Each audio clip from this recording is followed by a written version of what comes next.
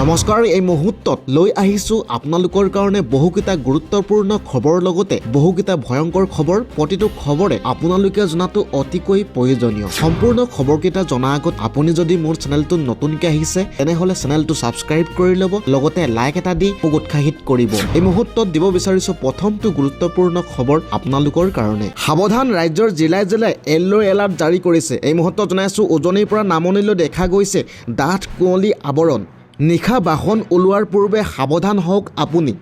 31 ডিচেম্বৰ পৰ্যন্ত 29খন জিলাত পৰিব পাৰে প্ৰচণ্ড ঘন কুঁৱলী। কুঁৱলীক লৈ বতৰ বিজ্ঞান কেন্দ্ৰৰ আগজাননী। ঘন কুঁৱলীৰ মাজত পিকনিকত যোৱাৰ পৰা সাৱধান হওক আপুনি। জানুৱাৰীৰ আৰম্ভণিতে ৰাজ্যত প্ৰচণ্ড কুঁৱলীৰ আচ্ছাদন। ৰাষ্ট্ৰীয় ঘাইপথত হেডলাইট জ্বলাই আগবাঢ়িবলগীয়া হৈছে বাহনসমূহ। ইতিমধ্যে ৰাজ্যৰ ভিন্ন প্ৰান্তত ঘন কুঁৱলীৰ আচ্ছাদন, কেইবাখনো জিলালৈ সতৰ্কৰ বাণী। আনফালে দিব লৈছোঁ অন্য গুৰুত্বপূৰ্ণ খবৰ। কেন্দ্ৰই 6 জনগোষ্ঠীৰ জাতিকৰণক লৈ পোৱা নাই প্ৰস্তাৱ। এই মুহূৰ্তত জনাইছোঁ নিৰ্বাচনৰ পূৰ্বে নহয় 6 জনগোষ্ঠীৰ জনজাতিকৰণ। এই কথাষাৰ প্ৰায় নিশ্চিত কৰি দিলে মন্ত্ৰী পীযুষ হাজৰিকাই।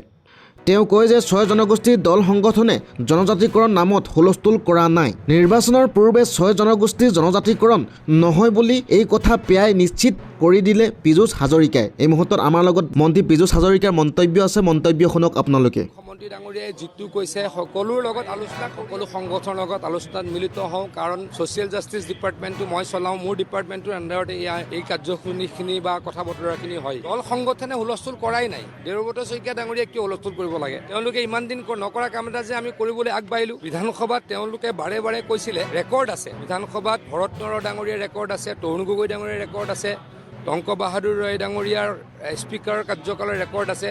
তেওঁলোকে বাৰে বাৰে কৈছিল যে আমি যদি এখেতলোকক 6 জনগোষ্ঠীক ট্ৰাইবেল দি দিওঁ, পুৰণা এক্সিষ্টিং ট্ৰাইবেলবিলাকৰ কষ্ট হ'ব। গতিকে তেওঁলোকে খনা পিটিকা কৰি গোল মোটল কৰি বস্তুটো ৰাখি থৈছিল। আমি সিদ্ধান্ত লৈছোঁ, গতিকে সকলোৱে আদৰণি জনাইছে। আনফালে দিব লৈছোঁ অন্য গুৰুত্বপূৰ্ণ খবৰ। কাৰ্বি আংলঙৰ পৰিস্থিতিক লৈ মুখ্যমন্ত্ৰীয়ে কাৰ্বি দল সংগঠনৰ বৈঠকত বহু গুৰুত্বপূৰ্ণ সিদ্ধান্ত গ্ৰহণ কৰে। এই মুহূৰ্তত দিব বিচাৰিছোঁ মুখ্যমন্ত্ৰীয়ে কয় যে খেৰণী ভিজিআৰ পিজিআত থকা চৰকাৰী কাৰ্যালয়সমূহ উঠাই অনা হ'ব। খেৰণীৰ 8000 বিঘা ভিজিআৰ পিজিআৰ ভূমিত ফেন্সিঙৰ ব্যৱস্থা কৰি ভৱিষ্যতে কোনেও দখল কৰিব নোৱাৰা ব্যৱস্থা কৰা হ'ব। নিহতৰ আত্মীয়ক পৰিষদে এটা চাকৰি প্ৰদান কৰিব। ইয়াৰ উপৰি ৰাজ্য চৰকাৰে 10 লাখ টকা ক্ষতিপূৰণ প্ৰদান কৰিব। সমগ্ৰ ঘটনাক লৈ 5 জানুৱাৰীৰ পূৰ্বে কাৰ্বি আংলং স্বায়ত্ত পৰিষদে আদালতত শপতনামা দাখিল কৰিব। ৰায়দান কৰিব লাগে, যাতে আদালতৰ ৰায়দান অনুসৰি আমি ব্যৱস্থা হাতত ল'ব পাৰোঁ। যিজন ব্যক্তিৰ পুলিচৰ গুলীচালনাত মৃত্যু হ'ল, কাউন্সিলে তেখেতক এটা চাকৰি দিব। ৰাজ্য চৰকাৰে অতিৰিক্তকৈ 10 লাখ টকাৰ ক্ষতিপূৰণ দিব। আনফালে দিব লৈছোঁ অন্য গুৰুত্বপূৰ্ণ খবৰ। বিজেপিৰ লক্ষ্য 2026 চন।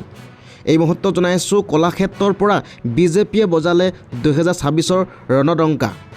ৰাষ্ট্ৰীয় কাৰ্যকৰী সভাপতি নীতিন নবীনৰ উপস্থিতিত ৰণকৌশল। গতিকে য'ত জনতাই নিজে বিচাৰক, জনতা যিটো সিদ্ধান্ত দিওঁতা, গতিকে জনতাৰ কথাৰ ওপৰত আমি কেতিয়াও অহংভাৱ প্ৰকাশ কৰিব নাপায়। মই কেইবাটা কথা নিশ্চিতভাৱে উপলব্ধি কৰিছোঁ। ৰাইজৰ মাজত যাওঁতে ৰাইজে এটা মন থিৰাং কৰিছে যে আকৌ এবাৰ বিজেপি চৰকাৰ দিছপুৰত প্ৰতিষ্ঠা হ'ব লাগে। দ্বিতীয়তে অন্য গুৰুত্বপূৰ্ণ খবৰ। 1 জানুৱাৰীৰ পৰা ৰাজ্যত আৰম্ভ হ'ব বাবু আঁচনি। এই মুহূৰ্তত জনাই আছোঁ বাবু আঁচনিৰ জৰিয়তে যুৱকসকলক দিয়া হ'ব অগ্ৰাধিকাৰ। যুৱতী মহিলাসকলৰ লগতে এইবাৰ যুৱকসকলকো আগুৱাই নিয়াৰ লক্ষ্য চৰকাৰৰ। যুৱতীসকলৰ লগতে যুৱকসকলকো শিক্ষাৰ ক্ষেত্ৰত অগ্ৰাধিকাৰ দিব চৰকাৰে। তাৰ প্ৰতি লক্ষ্য ৰাখি 1 জানুৱাৰীৰ পৰা বাবু আঁচনি আৰম্ভ কৰিব চৰকাৰে। দিব লৈছোঁ অন্য গুৰুত্বপূৰ্ণ খবৰ। ৰাজ্যত নিৰ্বাচনী মৃদু বঁটা আৰম্ভ। 27 তাৰিখে প্ৰকাশ পাব খচৰা ভোটৰ তালিকা। ইয়াৰ পাছতে সাজু কৰা হ'ব এছআৰ প্ৰক্ৰিয়াৰে ফাইনেল লিষ্ট। জনাই আছোঁ গুৰুত্বপূৰ্ণ খবৰ। 27 তাৰিখে প্ৰকাশ পাব খচৰা ভোটৰ তালিকা। ইয়াৰ পাছতে সাজু কৰা হ'ব এছআৰ প্ৰক্ৰিয়াৰে ফাইনেল লিষ্ট। ভোটাৰ তালিকাত নাম বিভ্ৰান্তিৰ শুধৰণি, স্থানান্তৰিতৰ নামৰ অন্তৰ্ভুক্ত কৰিব।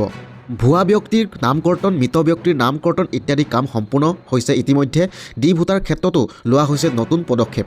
27 ডিচেম্বৰত প্ৰকাশ পাব খচৰা ভোটৰ তালিকা। দিব লৈছোঁ অন্য গুৰুত্বপূৰ্ণ খবৰ। ক্ষমতাৰ মূৰত ধৰা নেতাই নাক কাণ কাটিলে বিজেপিৰ। এই মুহূৰ্তত জনাই আছোঁ বিজেপিৰ দিনত চুপাৰী চেণ্ডিকেট চলাৰ কথা বিধায়কৰ মুখত। স্বয়ং বিজেপিৰ বিধায়কে উদঙালে বিজেপিৰ দিনৰ চেণ্ডিকেট। সমষ্টিত প্ৰাৰ্থিত্ব প্ৰত্যাশীৰ বিৰোধিতা কৰিবলৈ উদঙালে চেণ্ডিকেট।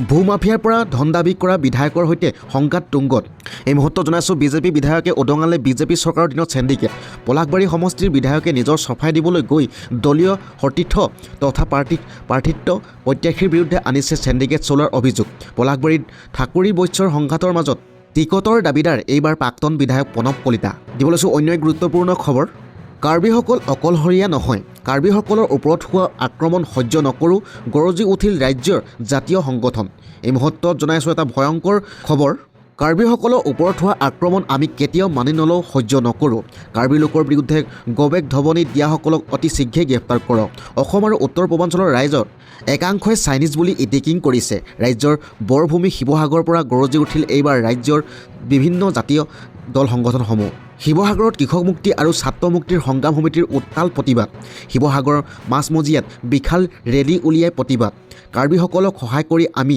সদায় তেওঁলোকৰ হৈ যুঁজি যাম বুলি মন্তব্য আগবঢ়াইছে সাংবিধানিক অধিকাৰ বিচাৰি তেওঁলোকে ৰাজপথত আন্দোলন কৰিছে আন্দোলনকাৰীৰ ওপৰত পৰিকল্পিত আক্ৰমণ কেতিয়াও সহ্য নকৰোঁ কাৰ্বিসকল হৈছে অসমৰ আটাইতকৈ পুৰণি জনগোষ্ঠী লগতে অসমৰ ভাই পৰিকল্পিতভাৱে কাৰ্বিসকলক তুচ্ছ তাচ্ছিল্য কৰি আক্ৰমণ কৰা হ'ল কাৰ্বি লোকৰ বিৰুদ্ধে দিয়া গবেগ ধৱনিত তীব্ৰ গৰিহণা এতিয়া কাৰ্বিসকলক সকলো ধৰণৰ সাংবিধানিক সুৰক্ষা প্ৰদান কৰা উচিত কাৰ্বিসকলৰ অকলশৰীয়া নহয় কাৰ্বিসকল অসমীয়া জাতি হয় তাৰ বিৰুদ্ধে এইবাৰ বিভিন্ন জাতীয় সংগঠনে উত্তাল প্ৰতিবাদ কৰি আন্দোলন কৰিলে ৰাজপথত দিব লৈছোঁ অন্য এক গুৰুত্বপূৰ্ণ খবৰ বিজেপিৰ বিধায়ক বাংলাদেশী ৰিজাইন দিব লাগে নৰেন্দ্ৰ মোদী আৰু হিমন্ত বিশ্ব শৰ্মাই এই মুহূৰ্তত আপোনালোকক দিব বিচাৰিছোঁ এটা ভয়ংকৰ মন্তব্য বিজেপিক লৈ বাংলাদেশী খেদাটো বাদেই বাংলাদেশী বিধায়ক পাতে বিজেপিয়ে নিয়মমতে পদত্যাগ কৰিব লাগে নৰেন্দ্ৰ মোদী আৰু হিমন্ত বিশ্ব শৰ্মাই অসমত বাংলাদেশী সংখ্যা বাঢ়িছে হিমন্ত বিশ্ব শৰ্মাৰ কাৰণে এজন বিধায়কক নাগৰিকত্বৰ প্ৰমাণ বিচৰাটো দুৰ্ভাগ্যজনক কথা